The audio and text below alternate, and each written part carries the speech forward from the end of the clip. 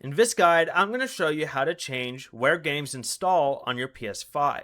This is Miguel from Just Boz, and before we get into this guide, make sure to like the video and subscribe to the channel with all notifications on for more content like this. It really does help out the channel and we'd greatly appreciate it. If you have any questions, just ask them down in the comment section below. I'm going to be doing my best to reply to every single comment down there. From the home screen, go ahead and open Settings, select Storage, then select Installation Location. Select PS5 games and apps, then choose console storage or M.2 SSD storage if a compatible drive is installed. And then for PS4 games and apps, choose console storage, M.2 SSD storage, or USB extended storage. This only changes the location for new installations.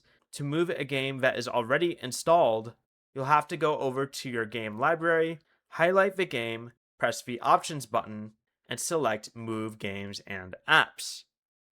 The items you want to transfer, then select Move. Before you leave, remember to like the video and subscribe to the channel with all notifications on for more content like this. It really does help out the channel and we'd greatly appreciate it. And if you did have any questions, just ask them down in the comment section below. I'm going to be doing my best to reply to every single comment down there. Peace.